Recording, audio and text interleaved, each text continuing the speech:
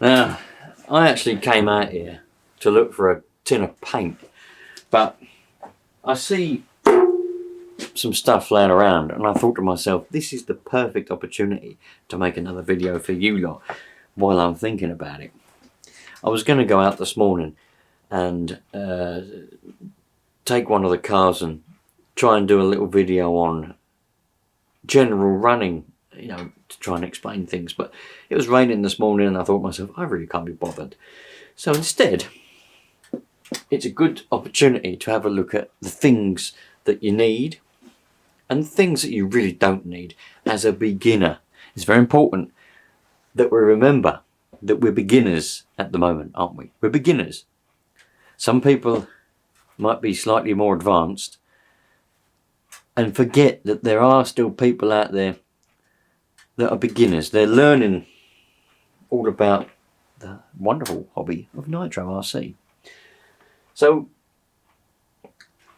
on my little table here, you can only just about see, I've got some glow starters and a few other things that I think are the bare minimum. But by the bare minimum, I believe they're just the things that you need to get going with Nitro. You don't need any extras. So you need a glow starter, yeah. So this is to try and prove that you don't need to spend a fortune in order to run a Nitro car. You need a glow starter. You can buy different variations of glow starters. You can buy ones that come on their own and you put AA batteries inside them and they work, but they're not very good in my opinion. They do a job, but they don't do it as good as a rechargeable one. So you can buy all different variations of rechargeable glow starters. This is a 2100 milliamp one, pretty good one, this one. This is the type where you push the little thing down and then you slot that over the plug and you let go and it stays in place. You can also get, well, you can get ones, the little twist lock type. This is an exceptionally good glow starter, but this is more of an advanced one. And this is another one the same. This is a twist lock. You push on the glow, you push it down onto the glow plug and twist it, and then it locks itself in place. And you can buy ones like these two where they've got a little meter on the top and it tells you how much charge you've got left in the battery. There's a bit of a misconception. Some people think that this meter tells you how well the glow plug is working, which may be in a way, but it's supposed to tell you how much charge is left within the battery. When you connect it to the glow plug, obviously that's making a connection and it's working. That little meter measures how much draw and how much power is left in the battery while it's working. So once a connection's made, it works. It's not massively accurate, and I wouldn't rely on it if you needed to rely on it, but it's there, bit of fun. The ultimate job of a glow starter. Some people call them glow igniters. I was brought up calling them glow starters, so I will continue to call them glow starters. The ultimate job of it is to light up the glow plug, to get the combustion going. Once that's started, you take it off anyway, so a little meter's pretty pointless, but for fun, it's, you know, we like to add a bit of fun. What use is being alive if you can't have fun? So when you buy a glow starter, if you buy one that's a bit more advanced, if you buy one which is designed to be sold to the professional market or the advanced hobbyist, whatever you want to say, it won't come with a charger. It's very important to say that. If you look on the internet and you see one, if you like the look of that one, it won't come. This one, this ProTech won't come with a charger because it's designed for people that have already got all the equipment, so they've already got chargers, and it can be fast charged. If you buy one, such as this one or these three here, these are designed to be sold to the ordinary public or beginners or whoever, so they'll come with a charger. So when you buy one of these, it'll come with a charger that you plug into the mains, and it's got a little thing on the end, and obviously it goes without saying, you plug that in there like that, plug that into your mains, and a little red light comes on, and that tells you that you've got electric and it's charging. If the little red light is not on, There's no connection being made, so you need to give it a bit of a wiggle. Some chargers have a green light that goes either on or off when it's fully charged, but most of them, they're so cheap. You know, I don't mean they're cheap in a bad way, I just mean the circuitry is a cheap circuitry, because all it has to do is charge a battery. The light won't go off when it's charged, so that light will stay lit all the time as long as the connection has been made. So don't be plugging it in and charging it for 4 days and going, bloody thing won't charge because the light's still on. No, give it 8 hours, it'll be charged. Anyway, that is that. Another thing, which I think is just a bare necessity really, that what you need, is one of these spanners. If you buy a brand new car, it'll come with one of these, usually. This one is, well, it's good for anything which is the right size. It's M8, 8mm. This one's for your glow plug, to take your glow plug out. You'll need that, because especially as a beginner, you're bound to have glow plug problems. So that, and then you've got the bigger size there, which is for wheel nuts on buggies. That one will also do wheel nuts on some cars, like the Savage and other cars that have 8mm nuts on them. Then you've got a little one there, 5.5mm, never had to use that before. And then you've got an M10, so you've got a 10mm one there. Very handy piece of equipment, that, very handy bit of kit. So yeah, I think that's really a necessity you need, especially as a beginner, because if you glow plug, I may or may not have already done a video on glow plugs. I have done in the past, but at the point of recording this, I don't think I've done one. But by the time this goes live, I may have. You need to know how to diagnose and replace a glow plug. It's just a bare, basic thing about engines. So that spanner will come in handy. And another, which I think is a bareness, just a bare basic thing that you need, is a good screwdriver with a flat head. Yeah, a good flat head screwdriver. Just a little one. Doesn't have to be anything posh or anything fancy. This is my favoured Kennedy tuning screwdriver. It's well over 20 years old. I've had it all, well, not all of my life. I'm older than 20, but I've had it all of the life that I can remember. Ever since I was a kid, I was given this, and I've used it ever since. Not just for Nitro. This is my tuning screwdriver for chainsaws, Paddy's motorbikes, hedge trimmers, anything, lawnmowers, dirt bikes, anything that's got little screws that you adjust on the carburetor. This is my screwdriver. It lives in a special place in the toolbox. That is it. This is my tuning screwdriver. You need a screwdriver. Now, as a beginner, I'm going to say you may well be playing around. If you're watching people that say you must tune your engine, if you're watching those type of videos, you must tune your engine, you must do this, otherwise it will break it, it'll damage it, which is all bollocks, by the way. You'll be playing around with them needles and you'll be using the screwdriver. But I think you need it as a beginner, because the nature of a carbureted engine, not specifically nitro. Lots of people seem to be saying and thinking that nitro engines are finicky in different weather conditions or just in general because it's nitro. That's wrong, because although they're a small engine, and it's something to remember when it comes to engines and pumps, such as hydraulic pumps, the smaller they are, the more finicky and the more, what's the word? I suppose finicky sums it up really. Yeah, finicky. The more finicky they are. So the fact that a nitro engine is really small in comparison to other engines does mean it is slightly more fussy, is another good word. So you do need to adjust that carburetor a bit more often than you would do a larger size petrol engine. For example, a 2-litre petrol engine in your real car, if it had a carburetor on it, it wouldn't need to be adjusted anywhere near as often as a nitro engine does.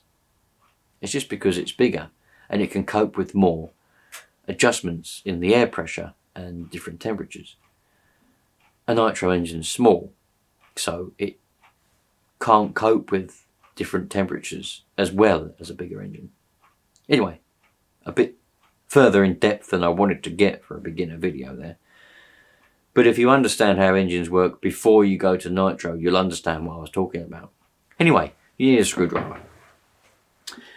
Now, you don't need some posh, fancy box or bag to keep all this in. I used to have, back in the day, back when I was about 12 or 13, I suppose, 13 years old, I had this, it was like a briefcase, and it was silver. It's just like a little case. It had two little click locks on it. I haven't got anything similar to demonstrate with around anymore. It broke a long time ago. It's just like a silver briefcase. Little things on the front there. You opened it up. Didn't have any compartments or anything in it. It was just literally an open space. But I kept my stuff in there, and it had a handle on it, and I just walked around with it. But then that broke, and I started using a backpack, and I started putting stuff in a backpack, and then I got a little toolbox. But you don't need to spend any money as a beginner. You don't need to go and buy a little toolbox. I mean, you can use any box that you've got. For example, this is my lunch box, which I did used to take to work. I used to put my lunch in here. When I say used to, I mean up until about 3 or 4 months ago. This was my lunch box. Take it to work, sandwiches in there, you know, a couple of apples, and that's it. But I've been using it as a little bit of a toolbox recently. I don't know why. I just have. So you can put a little box like this. You might not have one like this, but you might have a little box. Put your glow starters and your spanner and your charger in there if you want to. Close it up. And then you got yourself a little toolbox, you know, just something to keep them in. So when you go out, all your bits and bobs are all in one place. Now, in my opinion, unless I've forgotten something, in which case I'll have to add it in. But I don't think really you don't need anything extra as a beginner. In your toolbox I'm talking about. Now, there are a few small things which I could add on, but I've had a little bit of stick for talking about in the past. Yes, I did. I've had a bit of stick from some more advanced people that know more what they're doing. And because in the past when I've done videos for beginners such as yourself, I've said you just don't bother buying anything to heat your engine because you don't need it. Because these engines, they will start from cold. Yeah, as long as the temperature's not too cold outside, you know, probably anywhere down to about 5 degrees, they'll start pretty reliably, as long as they're an RTR engine. If you've gone out as a beginner and bought yourself a race engine, then you're going to have to go do different steps. You can still use it as a beginner, but you're going to have a bit more trouble with it. Now, in this series, I've decided to throw caution to the wind, and I've decided to give advice where I think heating up the engine is the best bet, because I always have had, and I still get to this day, people watch the other series that I did before. It wasn't really a series, it was more a load of videos that were just randomly put out. And they say, I'm following your steps, but it just won't start. And I'm believing it's pretty much because the engine's just too cold. Now, it is a 100% fact, right? Anyone can argue with me as much as they want. I'm not interested in what they got to argue about, because it's a fact that I know 100% is real, because I know I've experienced it. And if you heat up your Nitro engine, it will start better and easier. Not only that, it's easier on your engine, because cold starts on any engine account for over 70% of the wear on the engine. Most of the wear on an engine occurs on the initial startup from cold, because all the bearings, the pistons, the liners, everything, the oil, if it's a real engine, a full-size engine that's got oil in a sump, is all cold. And that's where wear occurs. Little bit of a story, but slightly off topic-ish. If you ever take apart an engine which has been run 24/7, 365 days a year. In my job, we often run generators 365 days a year, 24/7. The only time that they're shut down is for half an hour once or twice a year for an oil change. Probably not even half an hour. Literally shut it down, undo the thing, oil comes out, do it back up, spin off the oil filter, put a new filter on, put oil in it, fire it up again. Because they're always hot, the wear on them is nearly nothing. You would think that an engine that's been run constantly for sometimes 10 years at a time, 365 days a year, you'd think it'd be pretty worn out. But actually the opposite is true, because it's always hot. Yeah, cold starts are where the wear occurs. Let's go back to topic. I'm telling you, lot, I recommend that you heat up your engine. So I think another piece of kit that you could buy when you buy your Nitro car as a beginner is a heater. Now you can, as I've said, you can have heat guns. You can have a battery powered heat gun if you would rather buy that, because you can use that for more purposes around your general house as well. Whereas this engine heaters are really only for one purpose. Whereas if you buy a heat gun, if you buy either a mains powered or a battery powered heat gun, you can use it to heat up your Nitro engine, but also for other purposes. So it's a bit of a dual thing, and the money you've spent on it kind of pays itself off because you can use it for more than just the one thing. So whether you buy yourself a heat gun or a specific engine heater is up to you. But if you buy one of these engine heaters, they're about £20-25. If you see them for more than £25, don't buy it from that place, because you'll get it for £25 somewhere else. Some places put a massive markup on these things. I've seen these for sale for 50 quid. Ridiculous. Don't pay any more than 25 quid. Now, these can be run off of a car battery when you buy them. I've lost mine, but when you buy them, you get a little thing, and you can got 2 crocodile clips. You can clip it onto your real size full car battery. So if you're out and about, open up your bonnet, plug it in, heat up your engine. This just fits over your engine, goes to 200 degrees, heats your engine up nicely. But obviously if you buy that, you've then got to buy, unless you do use the car battery, you need to buy yourself a 3S LiPo, right? You need to have at least 11 volts for that to work properly. So I am saying that I think that an engine heater is a necessary piece of kit to add to your toolbox as a beginner. Okay, and as I said, you can buy a heat gun if you want. Does exactly the same job. Doesn't matter how you heat that engine, as long as it's heated. Yeah, there's other things you can do, but I'm not going to go through it in this video because it might get a bit long and a bit off topic. But as far as your little toolkit goes, I think all you need is a glow starter, a charger for that glow starter, your little spanner thingy,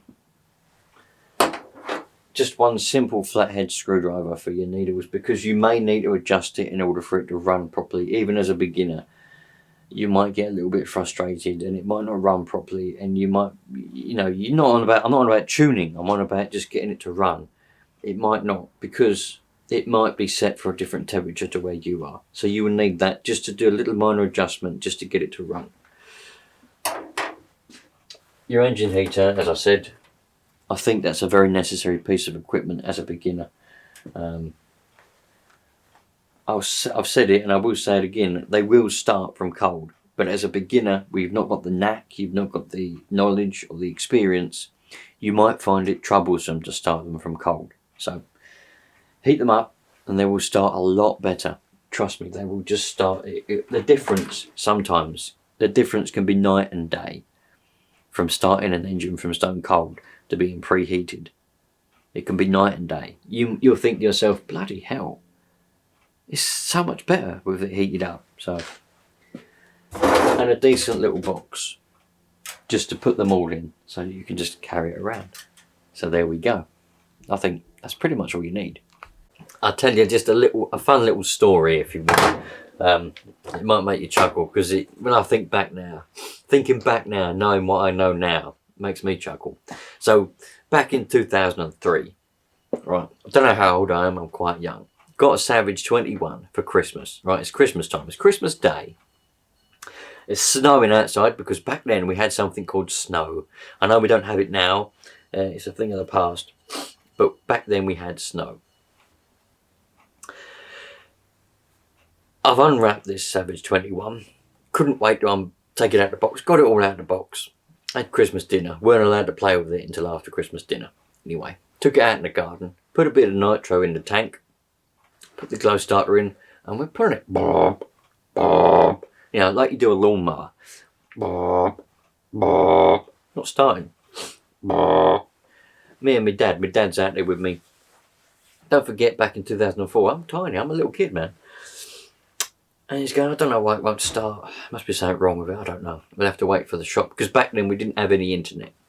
No one had any internet. If you had internet, you was doing well. We had a Windows 95 computer and that was it. Nothing, no internet. So we had to go to an actual model shop. There was actual shops, believe it or not. Actual shops on the high street.